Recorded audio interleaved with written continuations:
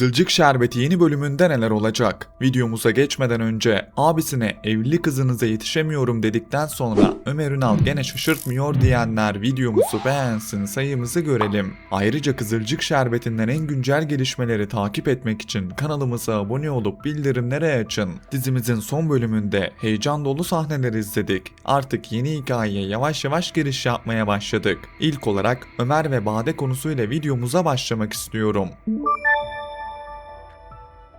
Son bölümlerde Kıvılcım, Bade'nin Ömer'e yakınlığından şikayetçiydi ve dizimizin yeni bölümünde Kıvılcım, makus talihine yenik düşecek ve daha son bölümde abisine evli kızınıza yetişemiyorum diyen Ömer, bu sefer Bade ile bir yakınlaşma yaşayacak. Ömer, Bade ile yakınlaşmasının ardından kendisini suçlayacak. Ancak çok geçmeden bu ikili arasında sahneler görmeye devam edeceğiz. Ne Ömer ne de Bade kendilerini birbirlerinden alıkoyamayacaklar ve bu ikilinin arasında bir aşk başlayacak. Kıvılcım'ın çok geçmeden bu aşktan haberinin olacağını ve Ömer'le ilgili büyük hayal kırıklığı yaşayacağını düşünüyorum. Son bölümde Kıvılcım Ömer'le büyük bir tartışma yaşamıştı. Ancak bu tartışmanın devamında ikili yakınlaşır gibi olmuştu. Hem Kıvılcım hem Ömer hala birbirlerini seviyor. Ancak birbirlerini affedemiyorlar. Bu ikilinin arası yavaş yavaş açılmaya başlayacak. Özellikle Ömer'le Bade arasındaki ilişkinin başlamasının ardından Kıvılcım'ın büyük hayal kırıklığı yaşayacağını ve artık Ömer'den vazgeçeceğini düşünüyorum.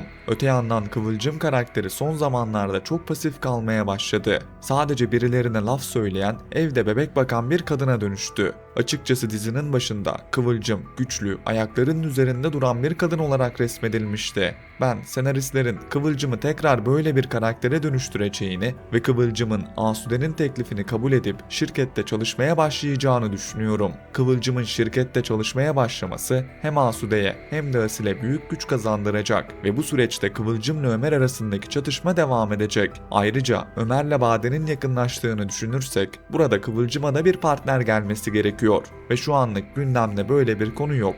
Gündemde böyle bir konunun olmaması senaristlerin Kıvılcım'a partner olarak Tuncay'ı düşündüklerini ortaya çıkarıyor. Açıkçası Kıvılcım'la Tuncay'ın arasındaki bir birliktelik Ömer'i büyük sıkıntıya sokar ve Kıvılcım duygusal boşluktayken Tuncay Ömer'i zayıf karnından vurmak isteyebilir. Ben çok geçmeden Kıvılcım'la Tuncay'ın karşı karşıya geleceğini ve bu ikilinin arasındaki tanışmanın ardından çok geçmeden bir aşkın doğacağını ve Kıvılcım'la Tuncay'ın sahnelerini izleyeceğimizi düşünüyorum. Ömer'le Kıvılcım'ın yakın zamanda bir araya gelmesi kolay görünmüyor. Ömer Kıvılcım'a çok kırgın ve onu affedemiyor. Kıvılcım da Ömer'in zor zamanlarında yanında olmamasından dolayı ona karşı kırgın. Fakat Ömer'in bir kelimesi Kıvılcım'ın tüm kırgınlığını alıp götürebilir. Ancak bu kelime Ömer'in ağzından kolay bir şekilde çıkacak gibi durmuyor ve yeni bölümle beraber Ömer'le Kıvılcım birbirlerinden giderek uzaklaşmaya başlayacak. Ömer'e değinecek olursak Ömer yeni bölümde de Tuncay'ın peşinde olmaya devam edecek. Açıkçası dizimizde bir mafya hikayesi eksikti. Hikmet'le beraber o da tamamlandı. Hikmet dizimizin yeni bölümünde de Ömer'e görevler vermeye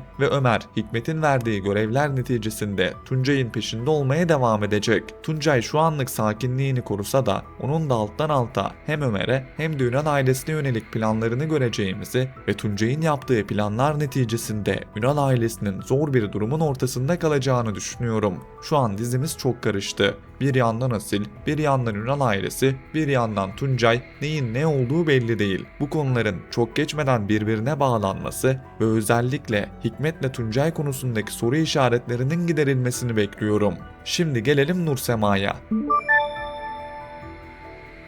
Dizimizin son bölümünde Nilay, Nursema'nın mesajlarını yakaladı. Bir olayı daha Nilay'ın ortaya çıkartması sizleri şaşırttı mı? Açıkçası beni hiç şaşırtmadı. Her olayı Nilay'ın ortaya çıkarması artık komik bir durum haline geldi. Ancak senaristler garip bir şekilde bu durumu sürdürüyor ve dizimizin yeni bölümünde Nilay ile Nursema arasında büyük bir tartışma göreceğiz ve Nursema bu konuda fazlasıyla haklı. Nilay ise Nursema'yı uyaracak. Peki Nilay'ın bahsettiği bu eski sevgili kim? Gelelim bu sorunun cevabına. Firaz mı, Rüzgar mı yoksa Umut mu? Nursema'nın ilişki defteri de bir hayli kabarıkmış. Ancak sizlere önceki analizlerimde de söylediğim gibi bu karakter Rüzgar'dan başkası değil. Rüzgar karakterinin dizimize dahil olacağını Firaz'ın vedasının ardından sizlere bahsetmiştim. Ve ardından usta gazeteci Birsen Altuntaş da bu haberi doğruladı. Ve Rüzgar karakterinin önümüzdeki bölümlerde diziye dahil olacağı kesinleşti. Rüzgar karakteri normalde 117. bölümle beraber diziye katılması bekleniyordu. Ancak sonrasında açıklanana göre bu karakterin diziye girişi biraz ertelendi. Muhtemelen birkaç bölüm içerisinde Rüzgar karakterini dizimizde göreceğiz. Benim garibime giden Rüzgar Nursema'yı terk etti ve Nursema'nın bundan dolayı Rüzgar'a tepkili olması gerekiyordu. Ancak son bölümde Nursema'yı mesajlaşırken gayet mutlu bir şekilde gördük.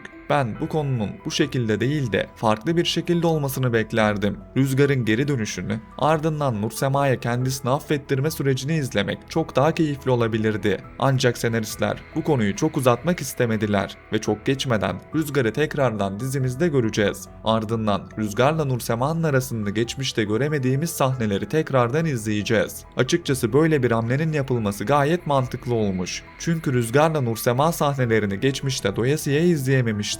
Çok geçmeden Rüzgar veda etmişti ve hevesimiz kursağımızda kalmıştı. Bu sefer Rüzgar'ın geri dönüşünü ve Nursema ile Rüzgar'ın arasında güzel sahneler izlemeyi bekliyorum. Tabi senaristler Nursema'yı gene üzecek konular yazacaktır. Ancak belki kısa bir süre de olsa Nursema'yı mutlu görmek bizleri de mutlu edecektir. Şimdi gelelim Emir ve Çimen'e.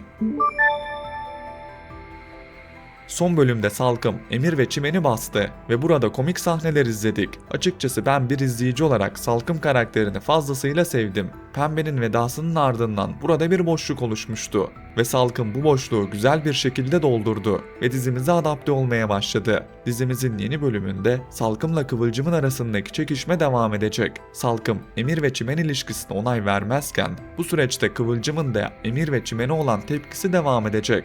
Ancak Emir ve Çimen annelerini dinlemeyecekler ve ikilinin birlikte sahneleri devam edecek. Çok geçmeden Emir'le Çimen'in nikah masasına oturacağını ve böylece resmi bir şekilde Kıvılcım'ın tekrardan Ünal ailesiyle bağlanacağını düşünüyorum.